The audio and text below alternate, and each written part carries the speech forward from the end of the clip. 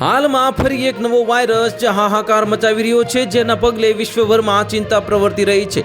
તો ચીનમાં હ્યુમન મેટામ્યુપોમ વાયરસના જ ઝડપી પ્રસારને કારણે ભય વધી ગયો છે કે તે કોરોના વાયરસ જેવી મહામારીનું સ્વરૂપ લઈ શકે છે. ભારતમાં પણ આના પર ચાંપતી નજર રાખવામાં આવી રહી છે. ભારત સરકારે કહ્યું છે કે ભારત આ વાયરસનો સામનો કરવા માટે સંપૂર્ણ રીતે તૈયાર છે અને ગભરાવાની જરૂર નથી. તેલંગાણા સરકારે માર્ગદર્શિકા જાહેર કરી છે કે જો કે રાજ્યમાં હજુ સુધી કોઈ કેસ નોંધાયો નથી.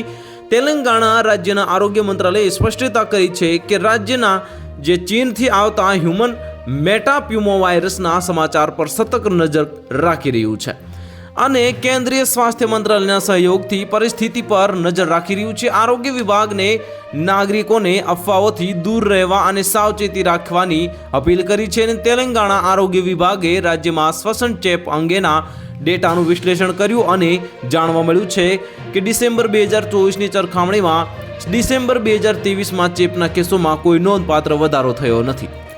આરોગ્ય વિભાગે નાગરિકોને જે શ્વસન ચેપથી બચવા નીચેની સાવચેતી રાખવાની વિનંતી કરી છે અને માર્ગદર્શિકા બહાર પાડી છે. આરોગ્ય સેવાઓના મહાનિર્દેશકે કહ્યું છે કે ગભરાવાની જરૂર નથી. મેટાપ્યુમો વાયરસ એ અન્ય શ્વસન વાયરસ જેવો છે જે સામાન્ય શરદીનું કારણ બને છે. તે ખૂબ જ વૃદ્ધ અને યુવાનોના જે લોકોમાં ફ્લૂ જેવા લક્ષણોને કારણે બની શકે છે.